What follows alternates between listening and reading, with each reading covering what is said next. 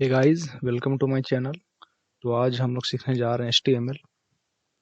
हम लोग स्टार्ट करेंगे बेसिक HTML से, स्क्रैच से स्टार्ट करेंगे और इतना तो सीख ही जाएंगे कि एक बेसिक HTML पेज बना सकें, एक बेसिक वेबसाइट बना सकें। तो स्टार्ट करते हैं।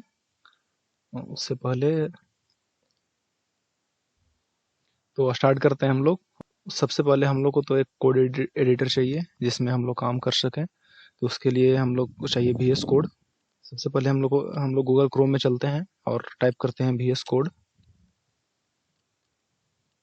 और हम लोग यहाँ आ जाएंगे इस वेबसाइट पे code.visualstudio.com पे। सिंपली इस पे जाना है और यहाँ से डाउनलोड फॉर विंडोज़ करके डाउनलोड कर लेना है। सिंपल डाउनलोड है। VS कोड को डाउनलोड होने के बाद हम लोग एक फोल्डर में आते हैं। किसी फोल्डर में आकर राइट क्लिक करते हैं, यहाँ से शो मोर ऑप्शंस पे चलते हैं। यहाँ पे ओपन विथ, यहाँ पे आ गया VS कोड का साइन और ओपन विथ कोड करके आ गया। तो हम लोग यहाँ पे चलते हैं और ओपन करते हैं VS कोड। तो हम लोग VS कोड में आने के बाद सबसे पहले एक फाइल बनाएंगे। यहाँ पे जाकर यहाँ पे लिखेंगे फाइल का नाम index.html। आप लोग किसी भी नाम से बना सकते हैं। तो हम लोग ने फाइल बना लिया और सबसे पहले हम लोग एक एक्सटेंशन डाउनलोड करेंगे। हम लोग यहाँ पे चलेंगे यहाँ पे लिखा है एक्सटेंशंस पे चलेंगे और हम लोग एक एक्सटेंशन डाउनलोड करेंगे जिसका नाम है लाइव सर्वर।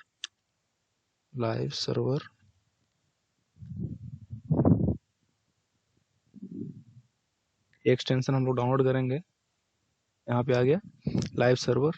यहाँ पे मेरा डाउनलोडेड है, आप लोग डाउनलोड कर लीजिएगा अगर डाउनलोड नहीं है तो इसका काम हम लोग आगे देखेंगे क्या काम करता है। चलते हैं, स्टार्ट करते हैं। तो हम लोग स्टार्ट करते हैं। सबसे पहले हम लोग शिफ्ट और एक्सक्लामेशन साइन जो बना हुआ है और नंबर 1 नंबर पे बना हुआ होता है, तो चलिए वो प्रेस करते हैं।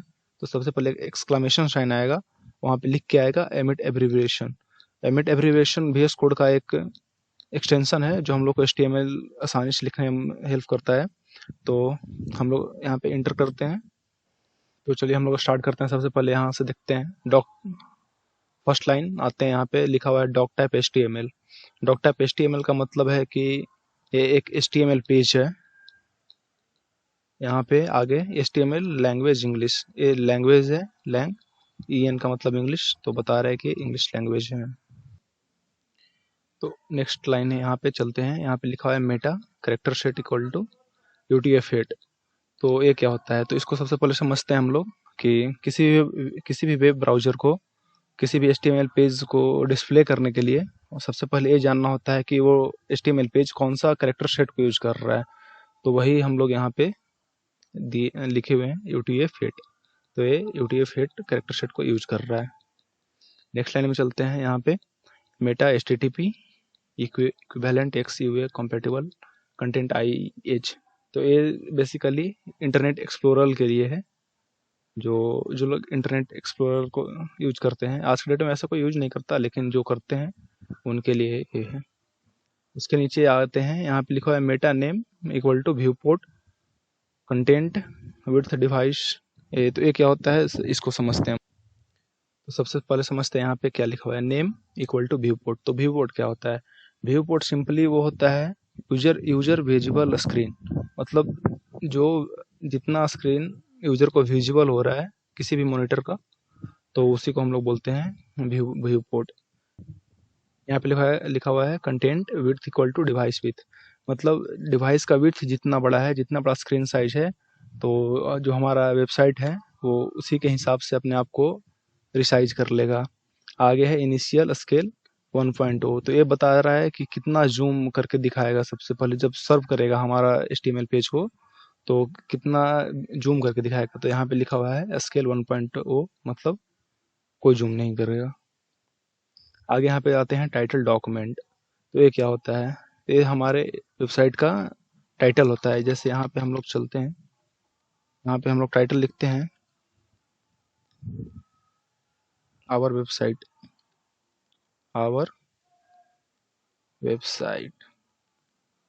यहाँ सेव करते हैं। और यहाँ पे हम लोग का काम आएगा जो हम लोग आगे एक्सटेंशन डाउनलोड किए थे लाइव सर्वर। तो यहाँ पे अब राइट क्लिक करते हैं, यहाँ पे एक ऑप्शन आएगा ओपन विथ लाइव सर्वर। चलते हैं, इसको स्टार्ट कर चलते हैं, यहाँ पे क्लिक करेंगे और यहाँ पे बेसिकली हम लोग के लिए एक वेबसाइट खुल गया। अभी तो यहाँ पे कुछ नहीं है, आगे हम लोग सीखेंगे कैसे यहाँ पे क्या करते हैं। लेकिन जो हम लोग वहाँ पे टाइटल में आवर वेबसाइट लिखे थे, देखिए यहाँ पे लिख के आया आवर वेबसाइट, ये हमारा टाइटल है। तो देख लिए हम लोग टाइटल का क्या काम होता है। अब आगे बढ़ते हैं। तो हम लोग टाइटल भी देख लिए और ये बेसिकली क्या है, ये हमारा हेडर फाइल्स है, ये हमारा हेडर फाइल्स है। तो हम लोग हेडर फाइल्स को अच्छे से समझ लिए। अब आगे आते हैं, ये हमारा बॉडी है, यहाँ पे हम लोग अपना कंटेंट लिखेंगे। तो हम लोगों ने हेडर फाइल्स को तो अच्छे से समझ लिया, लेकिन हम लोग देखते हैं हेडर फाइल्स का यूज़ कहाँ पे होता है। क्योंकि यहाँ तो हम लोग चलते हैं तो यहाँ तो हम लोग को हेडर फाइल्स दिख नहीं रहा है, सिर्फ एक टाइटल दिख रहा है। तो इस हेडर फाइल्स में जो लिखा हुआ है टैग है मेटा मेटा मेटा, तो इसका इस्तेमाल बेसिकली कहाँ होता है, यहाँ तो हम लोग को दिख नहीं रहा। जैसे हम लोग अपने वेबसाइट पे चलते हैं तो यहाँ पे तो कहीं दिख नहीं रहा। तो अगर हम लोग यहाँ पे चलते हैं, राइट क्लिक करते हैं, इंस्पेक्ट पे चलते हैं, तो यहाँ पे सोर्सेज में चलते हैं, index.html। तो देखिए यहाँ पे हम लोग को ए मेटा करके लिख के आ गया अपना वेबसाइट का सारा कंटेंट।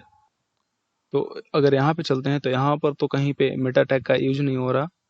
तो बेसिकली मेटा टैग का यूज जो हमारे ब्राउजर हैं, जैसे क्रोम ब्राउजर हो गया, फायरफॉक्स हो गया, या फिर एज ब्राउजर जो भी है, तो वो हमारे पेज को रैंक करने के लिए करते हैं। जैसे मान लीजिए हम लोग कुछ सर्च किए क्रोम ब्राउजर में जा करके कुछ सर्च करते हैं, जैसे कुछ भी हम लोग सर्च किए हैं HTML, यहाँ पे जैसे यहाँ पे लिख के आया w3school.com, बहुत सारे वेबसाइट खुल के आए हैं जैसे wikipedia.org, डेवलपर mozilla.org। तो जैसे ये रैंक है, जैसे ये सबसे फर्स्ट नंबर पे, ये सेकंड नंबर पे, थर्ड नंबर पे है, उसी तरह हमारे वेबसाइट को रैंक करने के लिए ब्राउजर मेटा टैग को इस्तेमाल करते हैं। तो हम लोग मेटा टैग भी समझ लिए। अब आगे चलते हैं। तो हम लोग हेडर फाइल्स हमारा हो गया। अब हम लोग चलते हैं बॉडी में। तो ये बॉडी है, तो बॉडी में सबसे पहले हम लोग एक लिखते हैं H1 ऐसे करके, और हमारा जो VS कोड का इंटीग्रेटेड एमिट है, एमिट एब्रिविएशन, वो हमको सजेशन दे रहा है H1 करके। तो हम लोग यहाँ पे इंटर करते हैं, यहाँ पे H1 टैग खुल गया। और यहाँ पे जैसे हम लोग लिखते हैं this is our first website save करते हैं।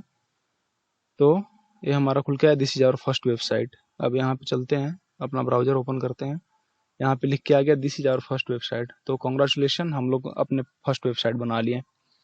ये बहुत बेसिक है और इसको कोई वेबसाइट बोलेगा भी नहीं, लेकिन हम लोग अपना फर्स्ट वेबसाइट बना लिए। ये हमारा फर्स्ट स्टेप है। धीरे धीरे करके आगे हम लोग बाकी चीज़ों को भी समझेंगे, लेकिन कॉन्ग्रेचुलेशन, हम लोग अपना फर्स्ट वेबसाइट बना लिए। तो हम लोग H1 टैग को देख लिए। आगे चलते हैं, आगे हम लोग लिखते हैं P मीन्स पैराग्राफ। जैसे ही P लिखें, हमारा एमिट एब्रिविएशन आ गया P का, इंटर करेंगे तो पैराग्राफ टैग खुल के आ गया। तो हम लोग यहाँ पे लिखेंगे this is our first website. Basically जो हम लोग उसमें लिखे थे वही यहाँ पे भी लिख रहे हैं, वेबसाइट यहाँ पे सेव करते हैं। और अब देखते हैं कि यहाँ पे हम लोगों को क्या आउटपुट मिलता है अपने ब्राउजर में। यहाँ पे चलते हैं, यहाँ पे देखिए लिख के आया this is our first website, और ये this is our first website. तो ये जो ऊपर वाला है ये H1 टैग है, और नीचे वाला है वो है पैराग्राफ टैग। H1 मतलब क्या हुआ, H मतलब हेडिंग, ये हमारा हेडिंग है और ये पैराग्राफ है।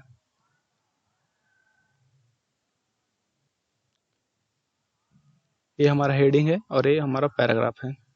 तो जैसे हम लोग किसी भी वेबसाइट पे चलते हैं, जैसे मान लो हम लोग चलते हैं किसी भी विकीपीडिया पे चलते हैं, विकीपीडिया सर्च किए, यहाँ पे आया विकीपीडिया फ्री इंसाइक्लोपीडिया। जैसे यहाँ पे चलते हैं तो यहाँ पे जैसे हम लोग को देखते हैं ये क्या है, जैसे ये हमारा हो गया हेडिंग। ये क्या हो गया, ये हमारा हो गया पैराग्राफ। ये हो गया हमारा हेडिंग, ये हो गया हमारा पैराग्राफ। आगे चलते हैं, जैसे ये हमारा हो गया हेडिंग, ये हो गया पैराग्राफ। तो यही है हमारा हेडिंग और पैराग्राफ। तो वैसे ही और हेडिंग टैग होते हैं, जैसे यहाँ पे चलते हैं और यहाँ पे हम लोग करते हैं शिफ्ट ऑल्ट और डाउन एरो की और रेप्लिकेट करते हैं इस लाइन को। बेसिकली यहाँ से इसको सिलेक्ट किए, शिफ्ट ऑल्ट और डाउन एरो की, और ऐसे चलते हैं और यहाँ पे करते हैं, सारों को चेंज करते हैं। यहाँ पे हम लोग करेंगे H2 टैग का, यहाँ पे H2। बेसिकली H2 से क्या हुआ, चलते हैं हम लोग देखते हैं।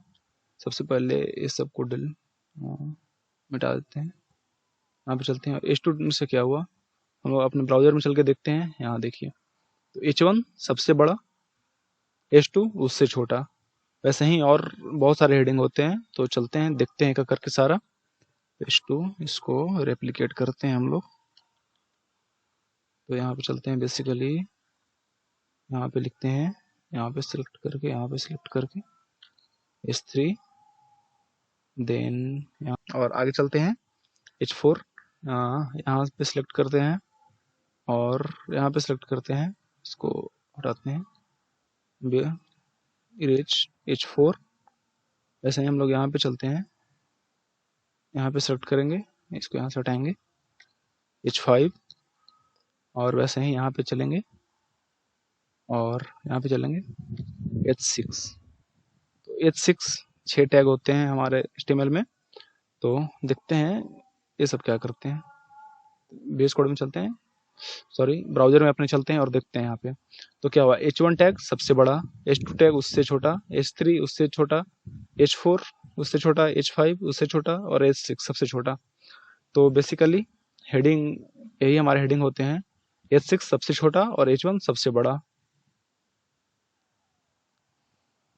तो आगे चलते हैं हम लोगों ने हेडिंग टैग देख लिया।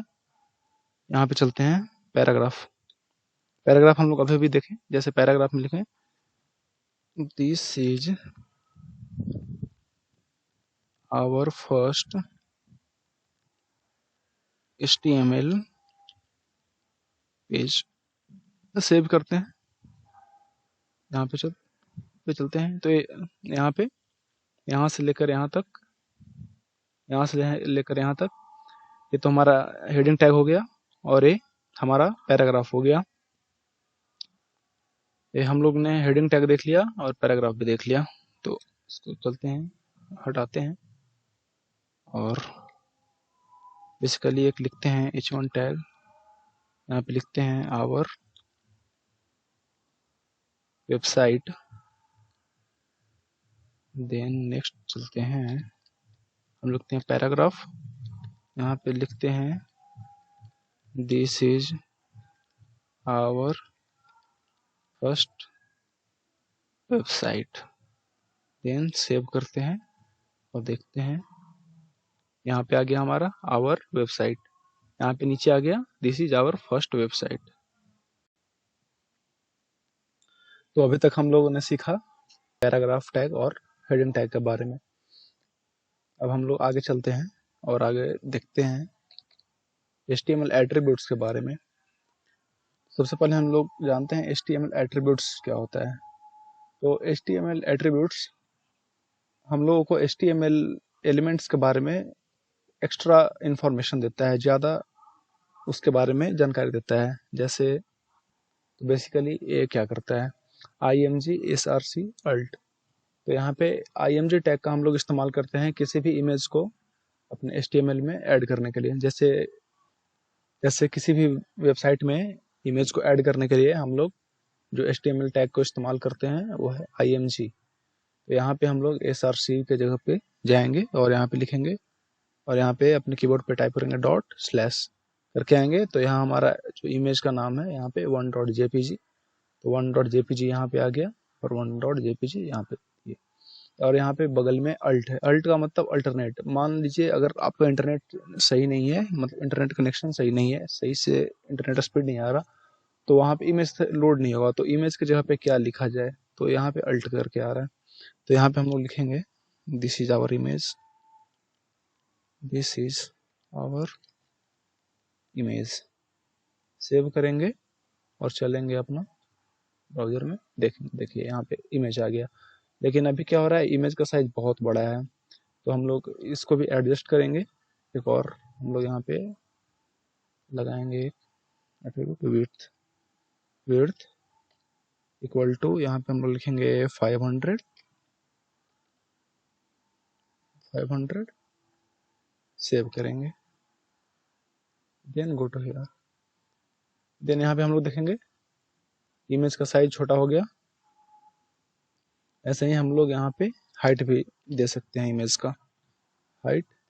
लेकिन मैं अभी यहाँ पे नहीं दूंगा, क्योंकि अगर यहाँ पे हाइट दूंगा तो यहाँ पे इमेज का जो एस्पेक्ट रेशियो है वो चेंज हो जाएगा और इमेज खराब लगने लगेगा। इसलिए अभी यहाँ पे मैं हाइट नहीं दूंगा। देन हाइट को कट करते हैं एंड सेव करते हैं। यहाँ पे इमेज आ गया। एक और एट्रीब्यूट होता है हम लोग को HTML में, जैसे वो हो गया ए वेबसाइट का लिंक डालते हैं जहाँ पे हम लोग को विजिट करना होता है। जैसे मान लीजिए हम लोग यहाँ पे लिखें www.google.com, यहाँ से सेव किए, यहाँ पे चलते हैं, यहाँ पे लिखते हैं गूगल, गूगल सेव करते हैं, यहाँ पे चलते हैं, यहाँ पे गूगल आ गया। अब यहाँ पे हम लोग टैप करेंगे तो हम लोग google.com का वेबसाइट विजिट कर लेंगे। तो ये हुआ हमारा एट्रीब्यूट टैग। तो हमने सीखा यहाँ पे कि कैसे किसी भी इमेज को हम लोग अपने वेबसाइट में यूज कर सकते हैं। ए का मतलब हुआ एंकर, एंकर टैग के बारे में जाना हम लोग। और अब हम लोग आगे बढ़ते हैं, अब हम लोग आगे बढ़ते हैं फॉर्मेटिंग के बारे में। जैसे मान लीजिए हमने कुछ पैराग्राफ टैग दिया और यहाँ पे लिखा this is our first para,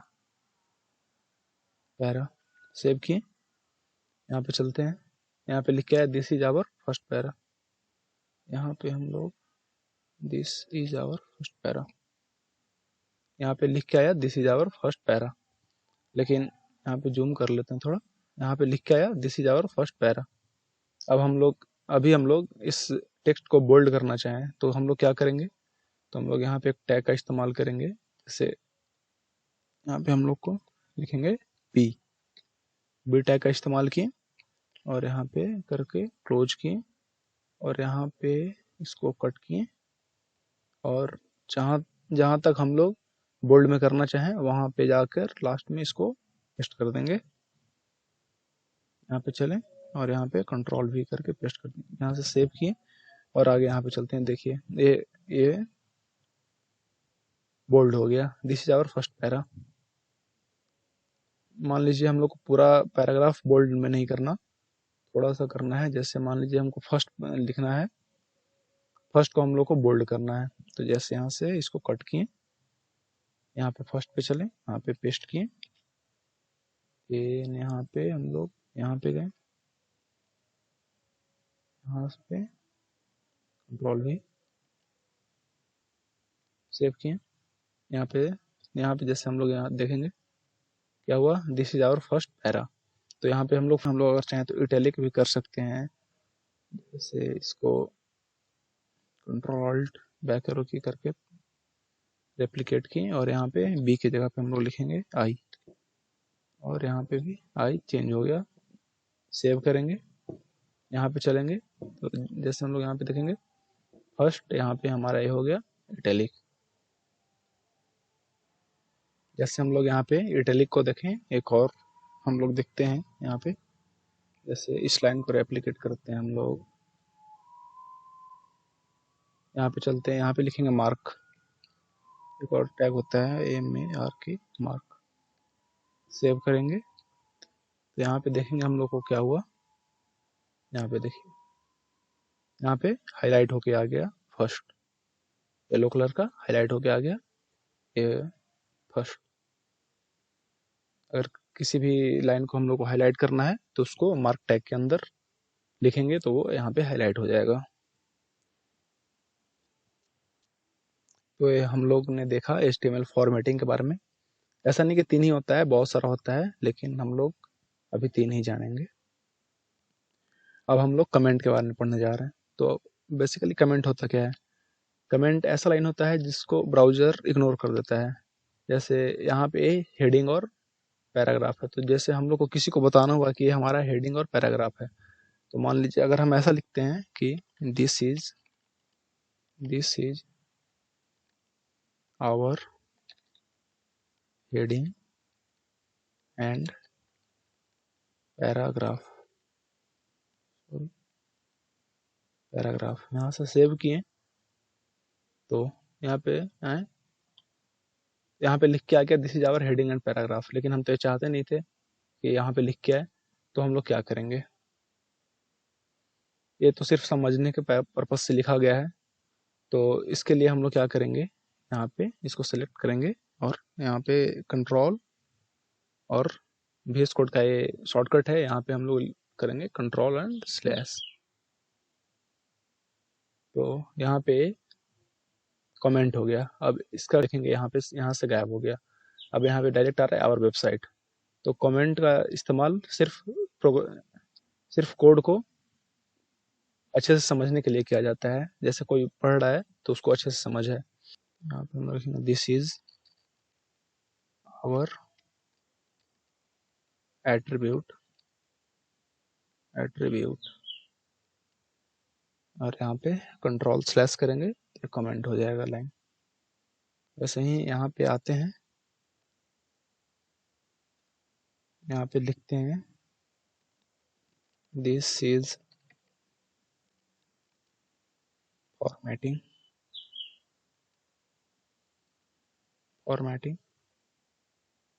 यहाँ पे भी कंट्रोल स्लैश करते हैं, ये कमेंट हो गया। तो यहाँ पे जो जो हम लोग लिखें ब्राउजर इसको इग्नोर कर देगा। तो चलते हैं यहाँ पे आगे देखते हैं, तो यहाँ पे देखते हैं कोई फर्क नहीं पड़ा, तो वो सिंपली ब्राउजर इसको इग्नोर कर दिया। वैसे ही ये तो सिंगल लाइन कमेंट हुआ, एक ही लाइन में लिखा हुआ है। वैसे ही मल्टी लाइन कमेंट भी होता है। जैसे मान लो हम लोग ऐसे लिखना चाहें, जैसे दिस इज यहाँ पे our heading and paragraph tag.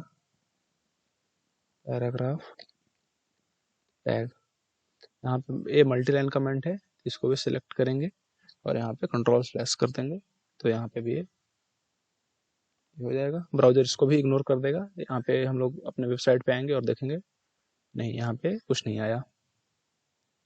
तो ये हमारा हो गया सिंगल लाइन कमेंट, ये हमारा हो गया मल्टी लाइन कमेंट। तो हम लोग कमेंट के बारे में भी जान गए। अब हम लोग आगे बढ़ते हैं। तो हम लोग कमेंट भी पढ़ लिए, अब हम लोग आगे चलते हैं टेबल्स के बारे में। टेबल्स, आप इसको कमेंट करेंगे टेबल्स। तो सबसे पहले हम लोग टेबल्स के लिए यहाँ पे हम लोग एक टैग देंगे टेबल्स, TABLE टेबल। यहाँ पे एंटर करेंगे, इसको यहाँ से कट करेंगे। टेबल्स लिखने के बाद हम लोग यहाँ पे लिखते हैं टेबल। यहाँ पे सजेशन आ गया, हम लोग यहाँ पे एंटर करेंगे टेबल और यहाँ पे चलते हैं। सबसे पहले टेबल के अंदर दो चीज होते हैं। टेबल के लिए सबसे पहले क्या होता है, रो और कॉलम। तो सबसे पहले हम लोग यहाँ पे लिखेंगे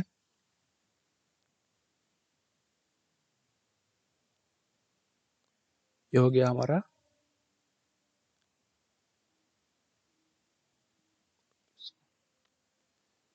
यहाँ पे हम लोग लिखेंगे टेबल।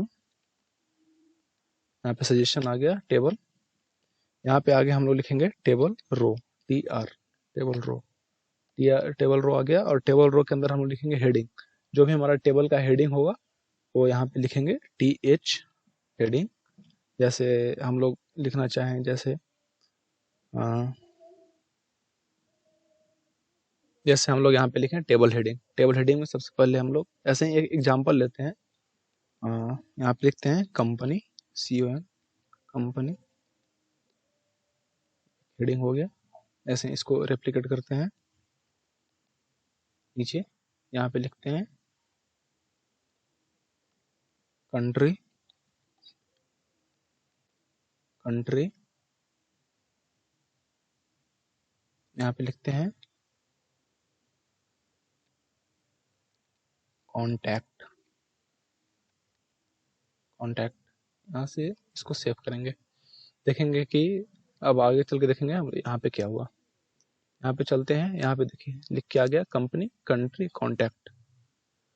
तो इसके अंदर हम लोग वैल्यू को कैसे फिलअप करेंगे, तो आगे चलते हैं। यहाँ पे देखते हैं टेबल रो, ये हो गया हम लोग का।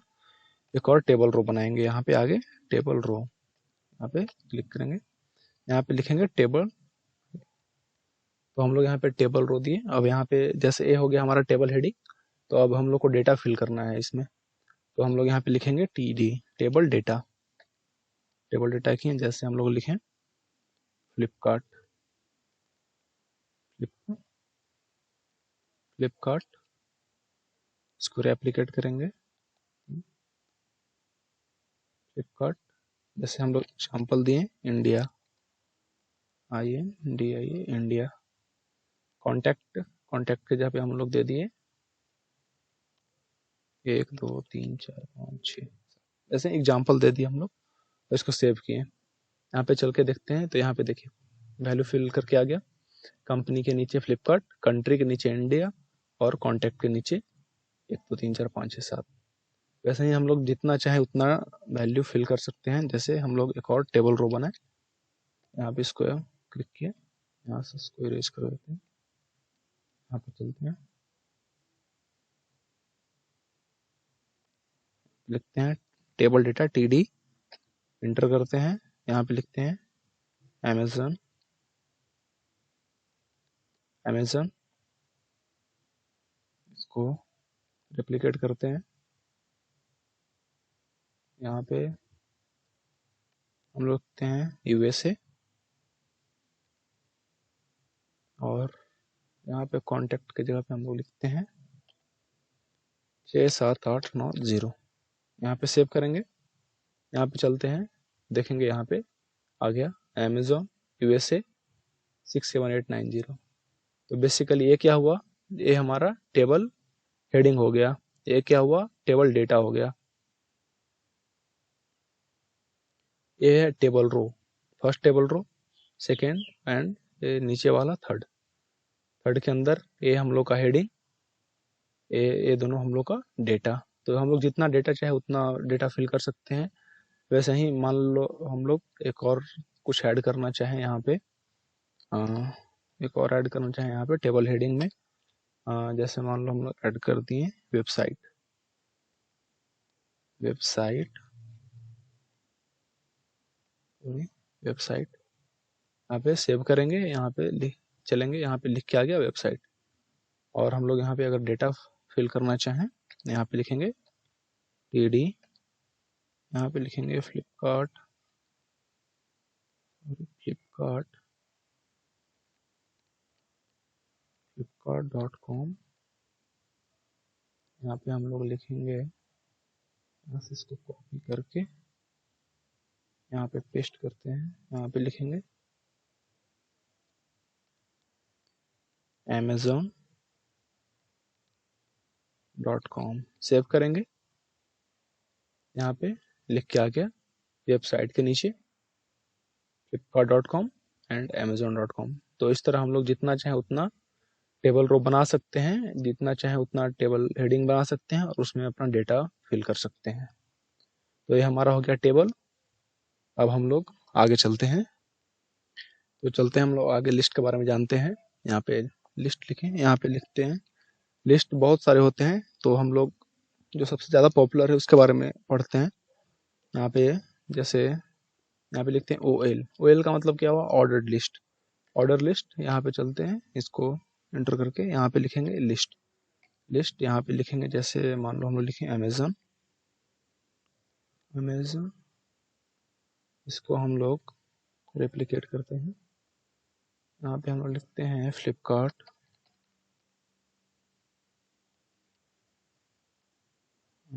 फ्लिपकार्ट, फ्लिपकार्ट। यहाँ पे हम लोग लिखते हैं मिंत्रा एंड सेव करते हैं। तो देखते हैं आगे चल के ब्राउज़र में क्या होता है। यहाँ पे चलते हैं, यहाँ पे लिख के आ गया अमेज़न, फ्लिपकार्ट एंड मिंत्रा। तो यहाँ पे देखते हैं लिस्ट बन के आया अमेज़न, फ्लिपकार्ट एंड मिंत्रा, और यहाँ पे नंबरिंग आ गया आगे, मतलब ऑर्डर लिस्ट 1, फर्स्ट में अमेज़न, सेकंड में फ्लिपकार्ट, थर्ड में मिंत्रा। ये हमारा हो गया ऑर्डर लिस्ट।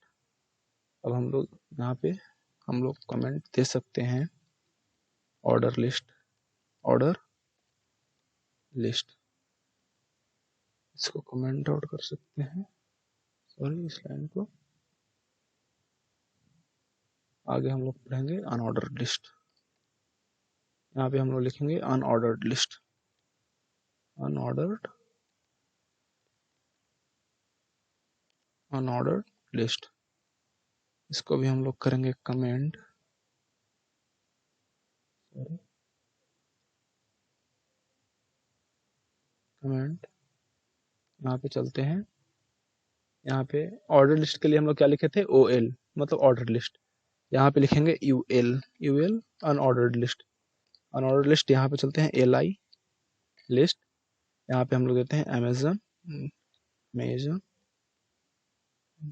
अमेज़न।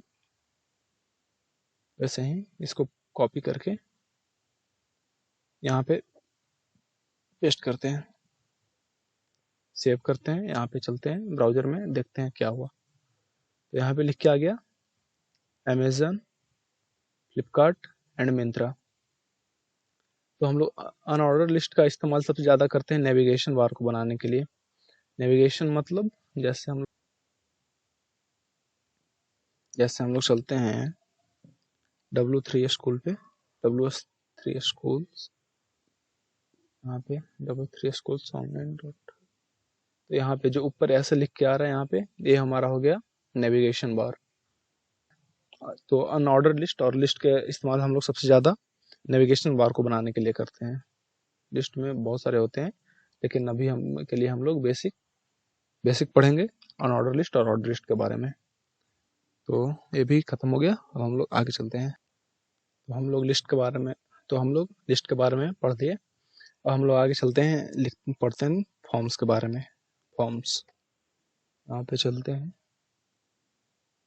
इसको कमेंट करेंगे कंट्रोल/ से, और आगे चलते हैं। यहाँ पे हम लोग सबसे पहला टैग के बारे में पढ़ेंगे, वो है इनपुट। इनपुट यहाँ पे किए, input type equal to text. अब इससे क्या हुआ, यहाँ से सेव करेंगे इसको, फिर चलेंगे यहाँ पे। देखिए, यहाँ पे हम लोग को मिल गया एक इनपुट टैग मिल गया। अब यहाँ पे हम लोग जो चाहे वो लिख सकते हैं। तो यहाँ पे हम लोग लिखेंगे this is our input tag. तो हम लोग जो चाहे यहाँ पे, ये तो हम लोग यहाँ पे देखें टेक्स्ट है, यहाँ पे हम लोग इसको और लिख सकते हैं रेडियो से। इससे क्या होता है, यहाँ पे सेव करेंगे, यहाँ पे चलेंगे तो ये ऐसे यहाँ पे कहीं कहीं पे मिलता है ना, यहाँ पे ऐसे टिक करने के लिए। तो यहाँ पे टिक करने का एक काम में आता है रेडियो। वैसे ही तो चलते हैं हम लोग यहाँ पे लिखते हैं चेकबॉक्स, चेकबॉक्स एंटर करेंगे, यहाँ पे सेव, यहाँ पे हम लोग को एक चेकबॉक्स मिल जाएगा यहाँ पे ऐसे टिक करने के लिए। तो ये भी इनपुट का एक टाइप होता है। अब हम लोग चलेंगे यहाँ पे, इसको इरेज करते हैं, यहाँ पे लिखते हैं लेबल। यहाँ पे लेबल, और यहाँ पे हम लोग लिखते हैं फर्स्ट इफ नेम। ऐसे हम लोगों को किसी भी यूजर से अगर डेटा लेना हुआ फॉर्म में, तो हम लोग सबसे पहले तो यही करते हैं ना, फर्स्ट नेम लास्ट नेम ऐसे करके लेते हैं। तो यहाँ पे हम लोग लिखेंगे इंटर योर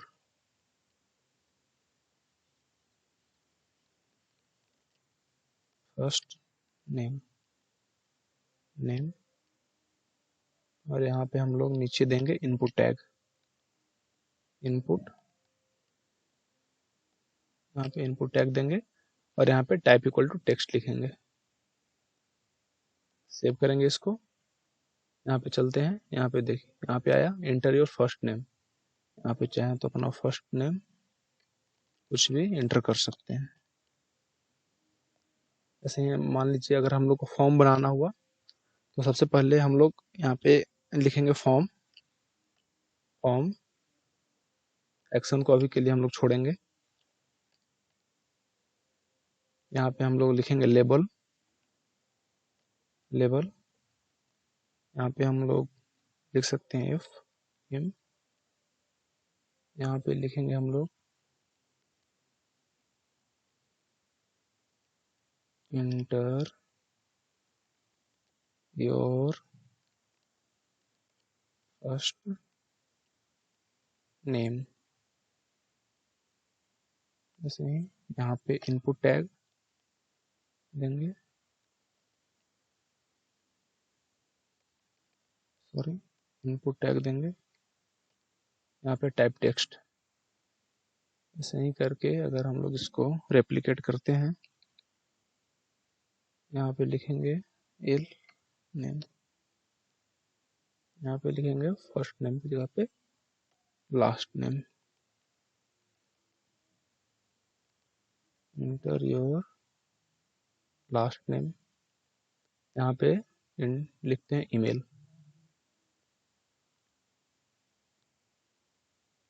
मेल,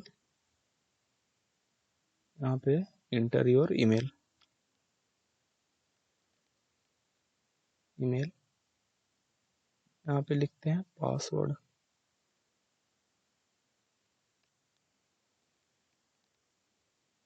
पासवर्ड और यहाँ पे करते हैं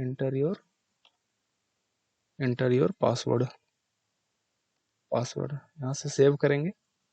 चलते हैं अपने वेबसाइट पे, देखते हैं। यहाँ पे आ गया inter your first name, inter your last name. Basically इसको जूम इन करते हैं, यहाँ पे चलते हैं। Inter your first name, inter your last name, inter your email, inter your password. यहाँ पे चलते हैं, किसी भी तरह का यहाँ पे नाम लिख सकते हैं। यहाँ पे ईमेल दे सकते हैं 123@gmail.com। यहाँ पे पासवर्ड दे सकते हैं। यहाँ पे जैसे हम लोग देखते हैं पासवर्ड तो हम लोग पासवर्ड को ऐसा नहीं चाहेंगे ना कि विजुअल हो, कि कोई भी, जैसे हम लोग पासवर्ड डाल रहे हैं किसी भी वेबसाइट पे और कोई भी पीछे से आके देख ले हम लोग का पासवर्ड, तो हम लोग पासवर्ड को टेक्स्ट फॉर्म में नहीं लिख के, अगर यहाँ पे हम लोग चलते हैं, यहाँ पे टाइप टेक्स्ट की जगह पे हम लोग लिखते हैं पासवर्ड। यहाँ पे लिखते हैं पासवर्ड, सेव करते हैं। यहाँ पे आते हैं, अब यहाँ पे लिखेंगे अगर मान लीजिए पासवर्ड, यहाँ पे डॉट डॉट के आएगा, तो यह है पासवर्ड। तो बेसिकली यही है फॉर्म। तो हम लोग फॉर्म के बारे में पढ़ लिए। तो चलते हैं हम अभी बहुत ही ज़्यादा एक इम्पोर्टेंट टैग के बारे में पढ़ते हैं, डिव टैग के बारे में। तो सिंपली डिव टैग होता क्या है, तो यहाँ पे पहले हम लोग लिखते हैं डिव, DIV। यहाँ पे डिव टैग खुल के आ गया। डिव का मतलब क्या हुआ, यहाँ डिव का मतलब है डिवीजन। मतलब जैसे हम लोग यहाँ पे ओपन विथ लाइव सर्वर करके अपने वेबसाइट को खोलते हैं, तो यहाँ पे जैसे देखते हैं यहाँ पे लिखा है our website, this is our first website. यहाँ पे एक इमेज है। तो जितना ये सब है, जैसे हम लोग देखते हैं यहाँ पे हेडिंग टैग है, ये पैराग्राफ है, यहाँ पे एक इमेज है, यहाँ पे अलग कंटेंट लिखा हुआ है, यहाँ पे अलग कंटेंट है, यहाँ पे अलग कंटेंट है। तो हमारे वेबसाइट पे बहुत सारे अलग अलग तरह का कंटेंट होते हैं। तो सभी कंटेंट को अलग अलग डिवाइड करने के लिए हम लोग डिवीजन टैग का इस्तेमाल करते हैं। पहले तो हम लोग इस बॉडी को एक डिव टैग से रैप कर देंगे। पूरी बॉडी को यहाँ से CTRL X करके कट करते हैं और यहाँ पे फॉर्म के नीचे यहाँ पे पेस्ट कर देते हैं। तो पूरा हम लोग का बॉडी जो हो गया वो डिव टैग के अंदर रैप हो गया। अब हम लोग की वेबसाइट के अंदर जितना भी अलग अलग सेक्शन बना हुआ है उसको डिव टैग से रैप कर देंगे। जैसे हमारा हेडिंग है, ये पैराग्राफ है, तो इसको हम लोग एक डिव टैग में रैप कर देंगे। आप लिखेंगे डिव डिव, यहाँ पे इसको कट करेंगे, इसको पेस्ट करेंगे डिव। यहाँ पे हमारा इमेज है और यहाँ पे लिंक है, तो यहाँ इसको भी एक डिव टैग में हम लोग रैप कर देंगे। यहाँ पे डिव हो गया, कट किए, पेस्ट किए। यहाँ पे इसको भी एक डिव टैग में हम लोग रैप कर देंगे।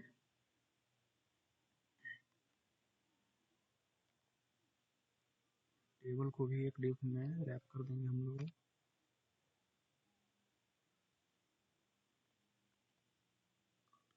यहाँ पे पेस्ट करेंगे, लिस्ट को भी हम लोग एक डिव टैग में कर देते हैं रैप। यहाँ पे डिव कट किए, यहाँ पे पेस्ट किए,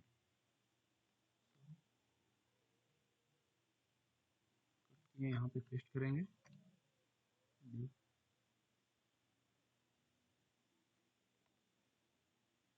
फॉर्म्स को भी हम लोग डिव टैग में रैप कर देते हैं,